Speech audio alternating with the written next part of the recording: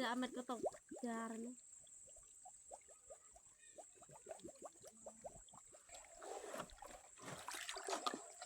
Nong xe ketok lah.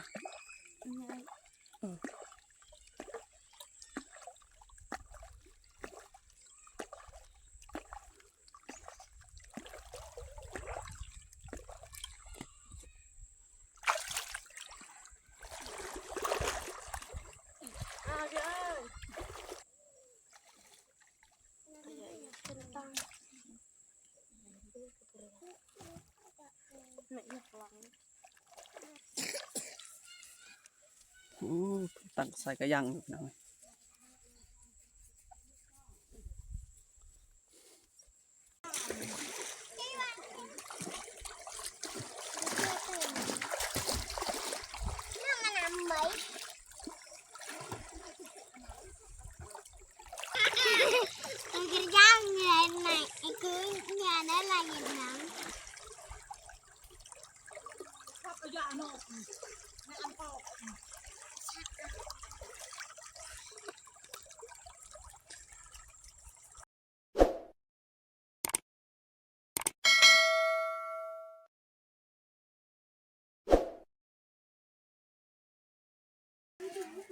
Mới cái tay kia ครับทักทายสบายดีแล้วก็สวัสดีพ่อแม่พี่น้อง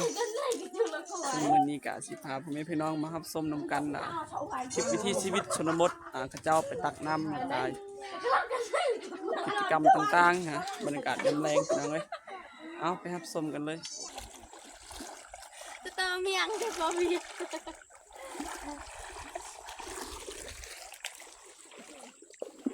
น้ำนี่จะเป็นน้ำห้วยพี่น้องน้ำเซ่สมอนนี่แหละก็จะมาตักน้ำดื่มน้ำใสดิพี่น้องมีก้อนหินแล้วก็มีทราย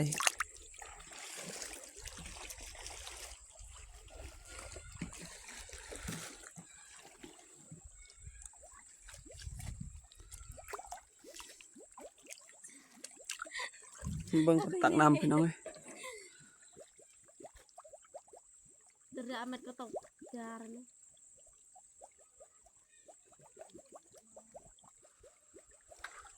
น้ำไหลมาเย็นๆโคตรเย็นเลยพี่น้อง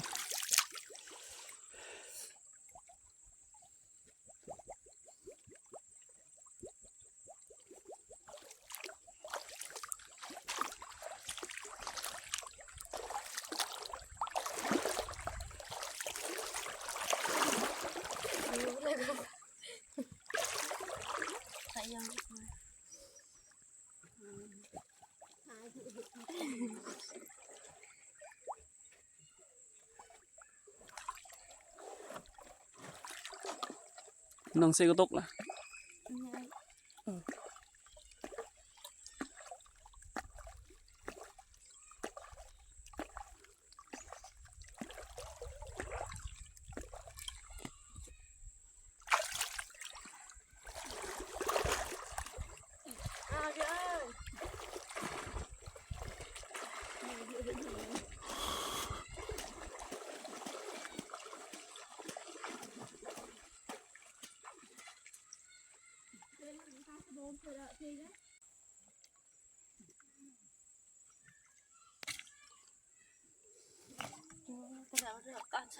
คือเราไปเรียบเขตนี้เขาจะว่าดื่มน้ำห้วยน้ำเซ่นี่พี่น้องเลย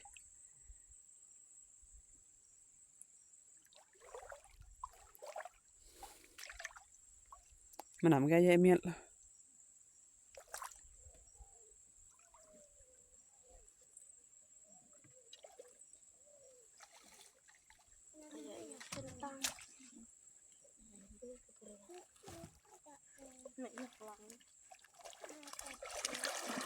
นั่นเนาะไหนลอนเด้อ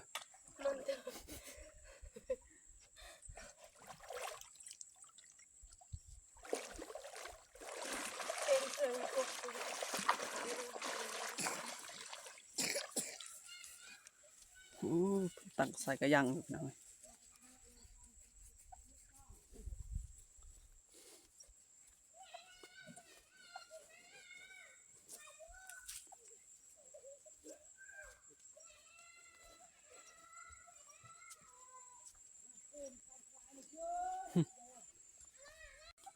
เพิ่นตักน้ำกินแล้วก็ดื่มก็อยู่นี่ตักกินก็อยู่นี่พี่น้องเอ้ย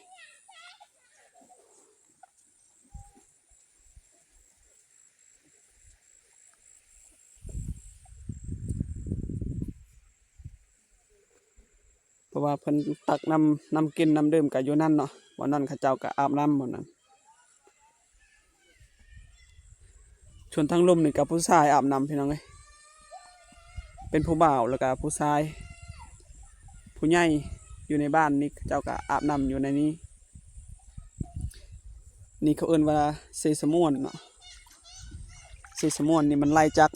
หมู่บ้านอารวยไปฮอดบ้านแกงลีนพุ่น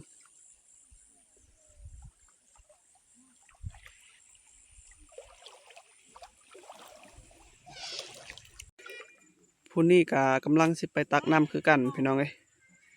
เพิ่นพาลูกๆเพิ่นไปอาบน้ำพร้อมแล้วตักน้ำเลยบัดนี้เฮาก็สิมาเบิ่งฟั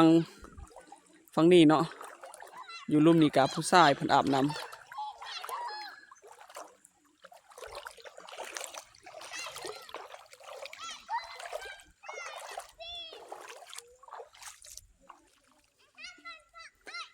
เขตนี้มันมีแต่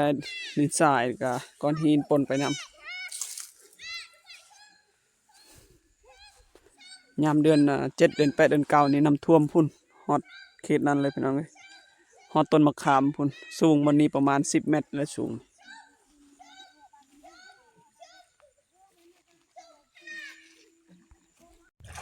วันนี้ก็จะเป็นผู้ชายอาบน้ำพี่น้องอยู่ลุ่มส่วนตอนแรงๆนะประมาณ5 โมง 6 โมงคนโคตรหลายเต็มเลยคนอาบน้ำที่เฮากะบ่ได้ถ่ายตอนนี้ก็ประมาณ3-4 โมงเลย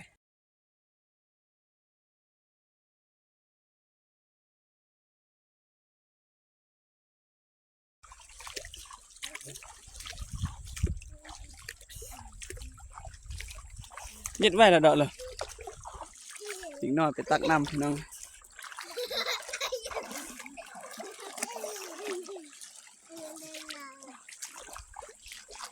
น้ำเดิมบ่นี่ว่าน้ำเดิมบ่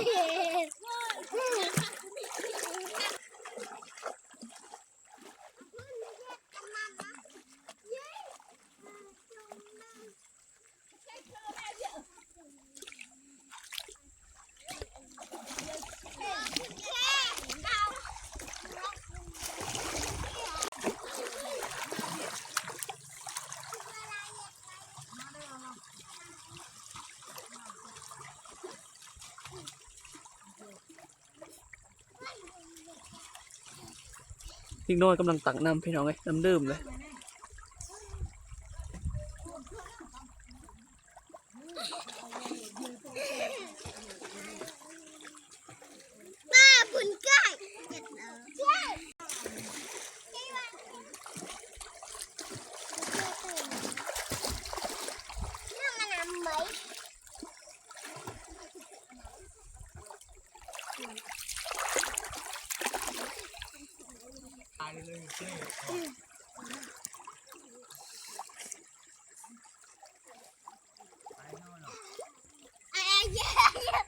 วันนั้นก็คือผู้บ่าวเนาะเป็นผู้บ่าวพระเจ้าอาบน้ำอยู่นั่นเนาะ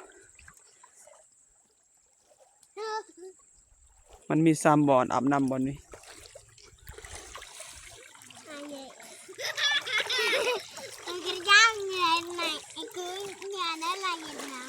นั่นน้องก็ตกน้องน้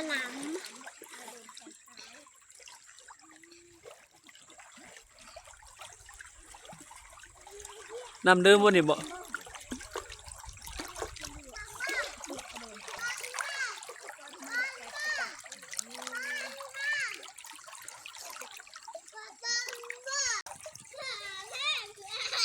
มันเป็นกระตุกสุดท้ายนี่เนาะ